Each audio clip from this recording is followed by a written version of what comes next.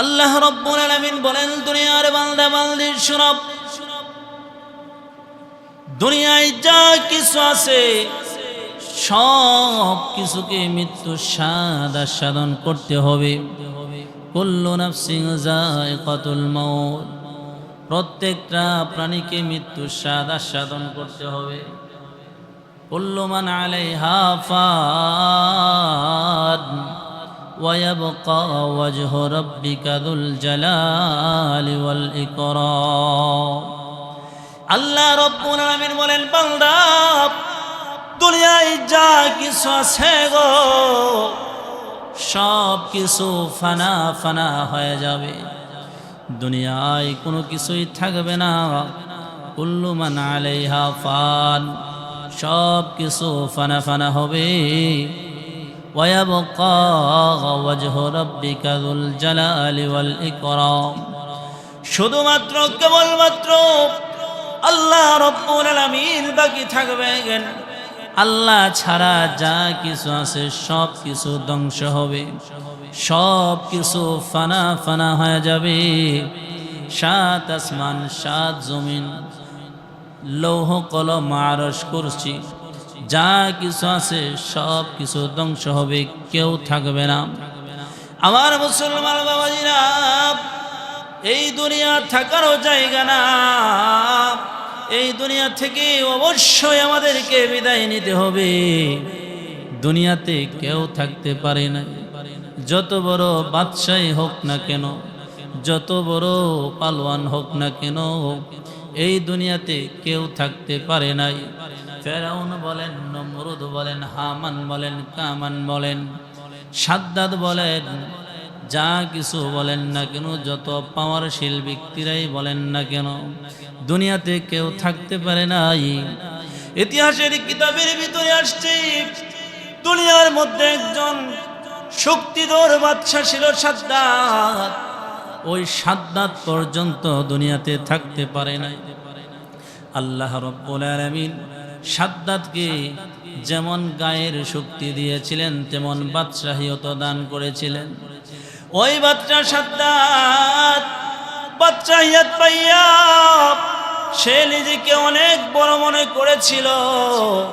সে নিজে নিজে ভেবেছিল আল্লাহর তৈরি জান্নাতে সে প্রবেশ করবে না, সে নিজের তৈরি জান্নাতে প্রবেশ করবে। সে নিজে জান্নাত বানানোর জন্য ইচ্ছা করলেন। তার মন্ত্রী সবাইকে বললেন, আমার মন্ত্রীরা, তোমরা আমার জন্য জান্নাত রেডি করো, জান্নাত বানাও।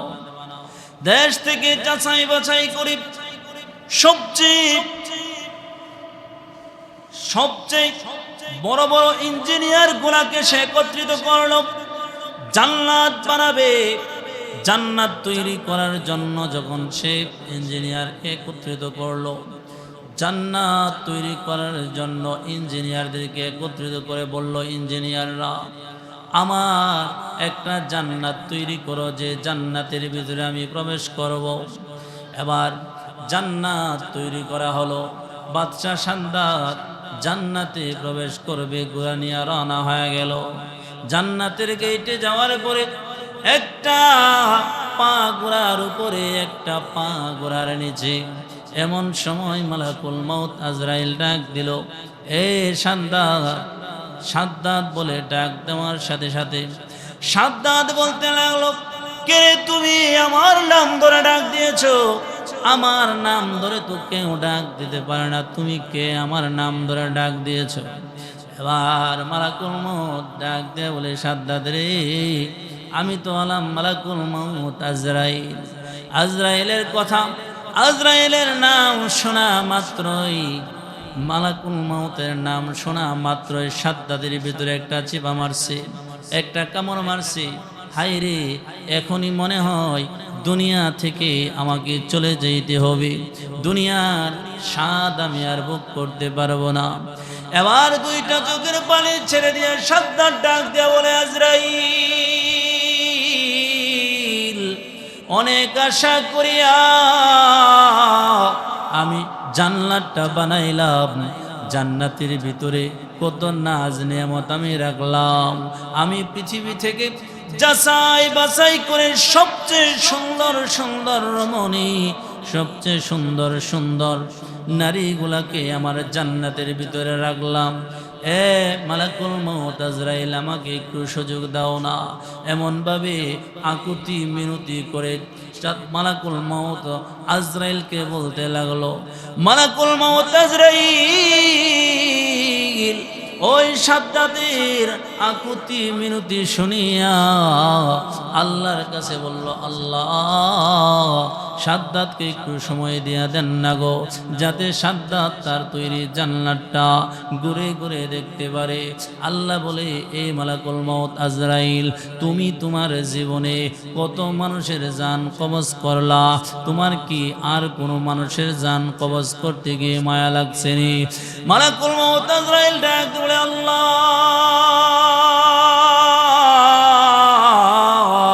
আমি দুইটা মানুষের জান কবজ করতে গিয়ে আমার মায়া লাগছে।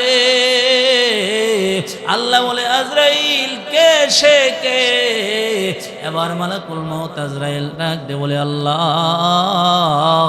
ওই যে নদী সাগর দিয়া একটা নৌকা যাইতেছিল, জাহাজ যাইতেছিল, হঠাৎ করে সাগরের মাঝখানে ওই জাহাজটা নৌকাটা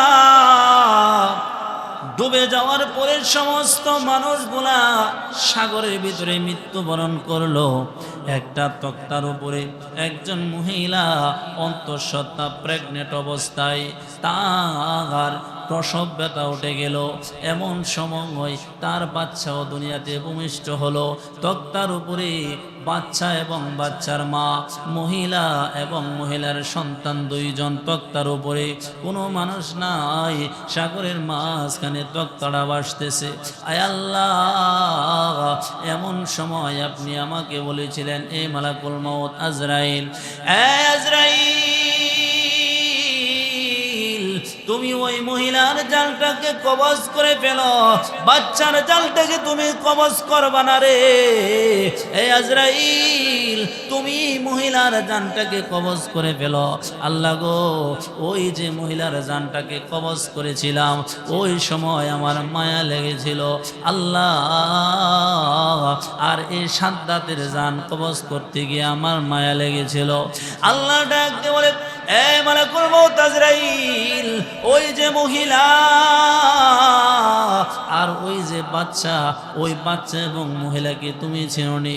মালাকুল মউত আজরাইল ডাক দিলে, আল্লাহ না গো না, আমি তো তাদেরকে চিনি না। আল্লাহ বলেন, এ মালাকুল মউত আজরাইল, ওই যে মহিলা আর মহিলার করে যে সন্তান জন্মগ্রহণ করেছিল, ওই মহিলার সন্তানটাই হলো সাদ্দাত। আমি সাগর থেকে তাকে লালন পালন করতে করতে বড় করে আমি দেশের বাচ্চা বানিয়ে দিলাম। সে যেন বাদশাহিয়ত পাইয়া, সে বাচ্চা হইয়া সে এখন আমার তৈরি জান্নাতে প্রবেশ করবে না। সে নিজেই খোদা দাবি করতে শুরু করলো। সে নিজে তৈরি জান্নাত, সে নিজেই জান্নাত তৈরি করলো। এখন সে তার জান্নাতে প্রবেশ করবে।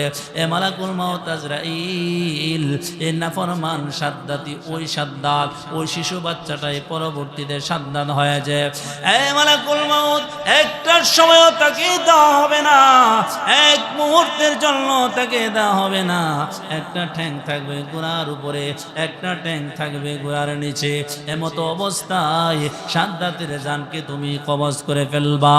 আল্লাহ তাআলা অর্ডার দেওয়ার পর মালাকুল মউত আজরাইল সাদ্দাতের জান কবজ করে ফেলল। আমার মুসলমান বাবাজিরা, এই যে এত পাওয়ারশীল বাচ্চা হওয়া সত্ত্বেও মালাকুল মউত দুনিয়াতে থাকতে পারে না। আল্লাহ বলে, কুল্লু নাফসিন যায়কাতুল মাউত, বান্দারে মৃত্যুর স্বাদ আস্বাদন করবা, মৃত্যুর স্বাদ আস্বাদন করবা। মৃত্যুবরণ করতেই হবে। মৃত্যু থেকে কেউ পলায়ন করতে পারবে না। মৃত্যু থেকে পলায়ন করার সম্ভাবনা,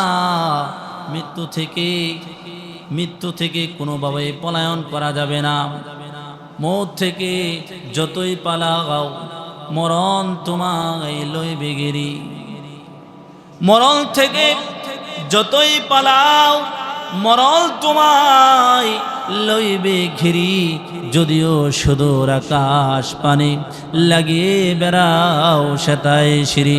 যদিও সুদূর আকাশ পানে লাগিয়ে বেড়াও সেতাই সিঁড়ি यहाँ हम सब मुसाफिर है कब्र आखिर ठिकाना कोई आगे रवाना है कोई पीछे रवाना कोई आगे रवाना है कोई पीछे रवाना এই দুনিয়া থেকে আমাদেরকে চলে যাইতে হবে রে বাবা এই দুনিয়াতে আমরা চিরকাল থাকব না এই যে দুনিয়া থেকে যাওয়ার আগে আখিরাতের সঞ্চয় আমাদেরকে গ্রহণ করে যাইতে হবে আখিরাতের সামানা আমাদেরকে গুছায় যাইতে হবে আল্লাহ রাব্বুল আলামিন বলেন বান্দারে কুল্লু নাফসিন যায়কাতুল মাউত অবশ্যই তুমি মৃত্যুর স্বাদ আস্বাদন করবা ওয়া ইন্নামা তুওয়াফাউনা উজুরাকুম ইয়াওমাল কিয়ামা আর অবশ্যই কিয়ামতের দিন তোমাদের প্রতিদান পরিপূর্ণভাবে দেওয়া হবে ফামান زحزح عن النار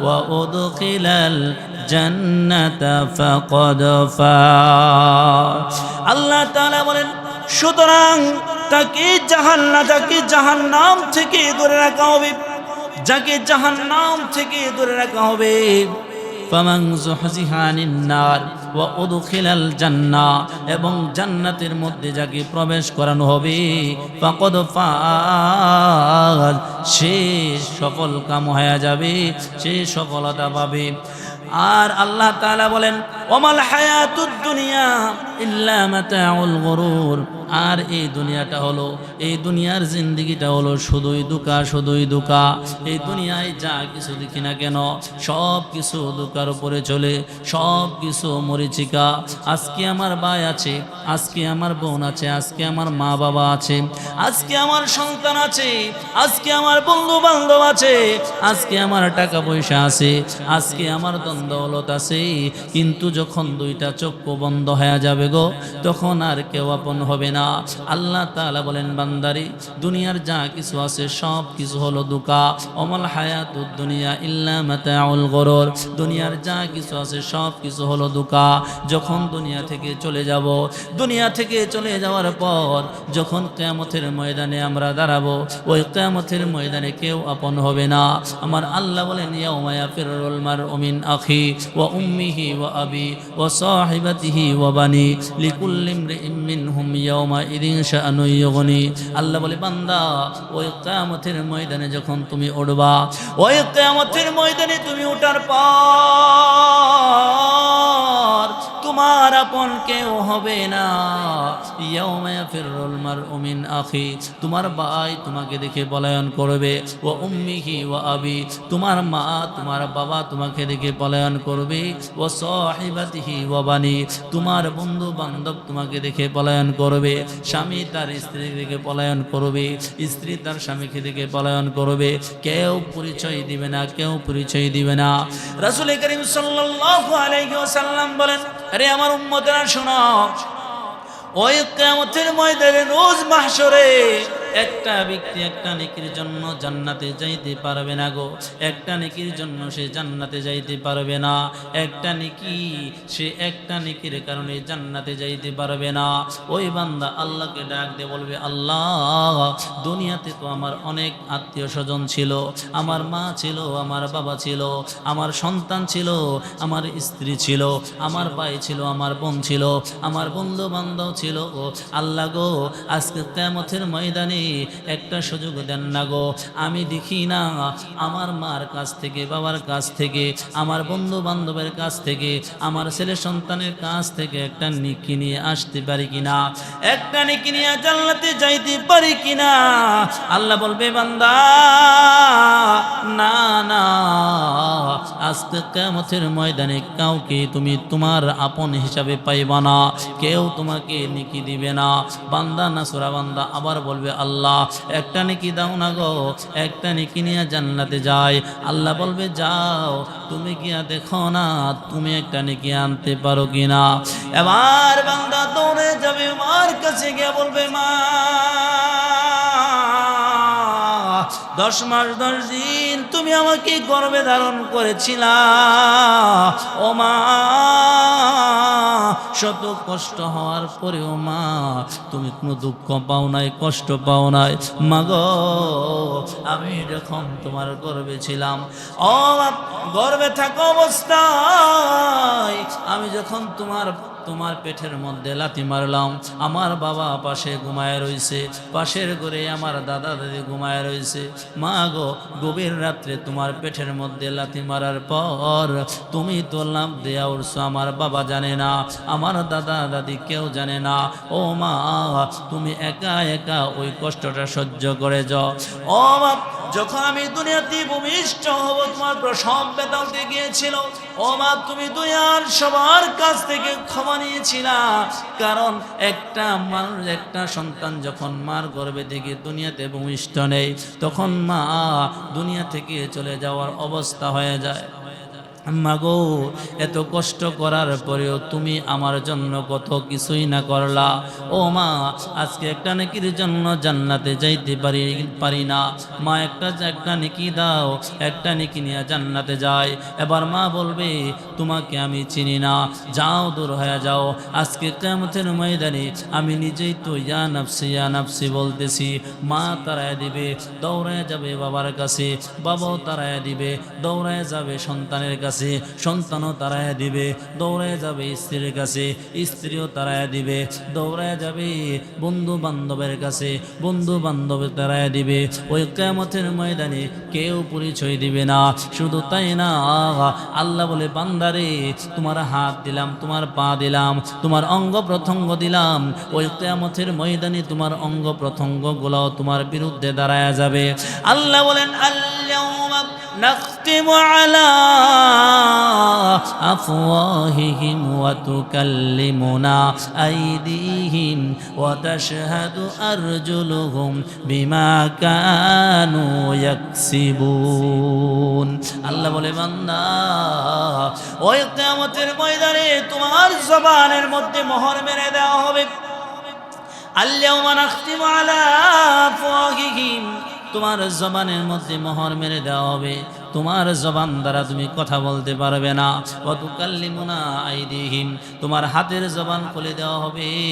ওয়া তুকাল্লিমুনা আইদিহিম ওয়া তাশহাদু আরজুলুহুম বিমা কানু ইয়াকসিবুন, তোমার পায়ের জবান খুলে দেওয়া হবে। তোমার হাত আমি আল্লাহর সাথে কথা বলবে, তোমার পা আমি আল্লাহর সাথে কথা বলবে, তোমার জীবনের সমস্ত বৃত্তান্তগুলো আমি আল্লাহর কাছে তুলে ধরবে। শুধু তাই না, আল্লাহ তাআলা বলেন বান্দা, তোমার দুই কাঁধে দুইজন ফেরেশতা রেখে দিলাম, কিরামান কাতিবিনা ইয়ালামুনা মা তাফআলুন। আল্লাহ বলে বান্দা গো, তোমার দুই কাঁধে দুইজন ফেরেশতা রাখলাম, কিরামান কাতিবিন, তুমি কখন কোন সময় কোন কাজ করো সব কিছু ফেরেশতাগুলা লিপিবদ্ধ করে রাখে। শুধু তাই না, আল্লাহ জমিনকে অর্ডার দিয়ে রেখেছেন, জমিন রে আমার বান্দা দুনিয়াতে চলাফেরা করে কোন সময় কোন জায়গায় যায়, কোন সময় কি করে, তুমি জমিন রেকর্ড করে রাখবা। ওই জমিন সব কিছু রেকর্ড করে রাখে। কিয়ামতের ময়দানে ওই সব কিছু সাক্ষীগুলাকে আল্লাহর সামনে তুলে ধরা হবে। আল্লাহ তাআলা সব সাক্ষী একত্রিত কইরা আমার সামনে, আপনার সামনে তুলে ধরবেন আর বলবেন বান্দা নাও তোমার আমল নামা, তুমি নিজে পড়তে থাকো, তোমার আমল নামা তুমি নিজে দেখতে থাকো। আমার মুসলমান বাবাজিরা, এই জন্য নিজের আমল দুনিয়া থেকে করে যাইতে হবে। নেক আমলগুলা নিজে করে যাইতে হবে। নেক আমল বেশি বেশি করতে হবে। গুনাহগুলাকে ছেড়ে দিতে হবে। 5 ওয়াক্ত নামাজ পড়তে হবে। দিন ইসলাম অনুযায়ী চলতে হবে। কোরআন অনুযায়ী চলতে হবে। নবীর সুন্নাত তরিকায় চলতে হবে। যদি কোরআন এবং নবীর সুন্নাত তরিকায় ইসলামের উপরে না চলি, তাহলে কিয়ামতের ময়দানে জাহান্নাম ছাড়া উপায় না, জাহান্নামে যাইতে। এজন্য নিজের আমল দুনিয়া থেকেই করে যাইতে হবে। নেক আমল করে দুনিয়া থেকে বিদায় নিব। কারণ দুনিয়া থেকে যখন নেক আমল নিয়া কিয়ামতের ময়দানে যাব, তখন আমার আল্লাহ আমাদের ডান হাতে আমল নামা দিবেন। সুবহানাল্লাহ, ডান হাতে আমল নামা। আর যদি বদ আমল নিয়া, গুনাহ নিয়া কবরে যায় তখন বাম হাতে আমল নামা দেওয়া হবে, আফসোসের শেষ থাকবে না, আফসোসের শেষ থাকবে না। এজন্য বেশি বেশি নেক আমল করার চেষ্টা করব। ছোট্ট থেকে ছোট্ট নেক আমল যদি হয়, ওই ছোট্ট থেকে ছোট্ট নেক আমলগুলা করার চেষ্টা করব। ছোট্ট থেকে ছোট্ট গুনাহগুলাও যদি হয়, তাহলে ছোট্ট থেকে ছোট্ট গুনাহগুলাও বর্জন করার চেষ্টা করব। আল্লাহ তাআলা আমাদেরকে কথাগুলোর উপরে আমল করার তৌফিক দান করুক, আমিন। ওয়া আখির দাওয়ানা আনিল হামদুলিল্লাহি রাব্বিল আলামিন। আসসালামু আলাইকুম ওয়া রাহমাতুল্লাহি ওয়া বারাকাতুহু।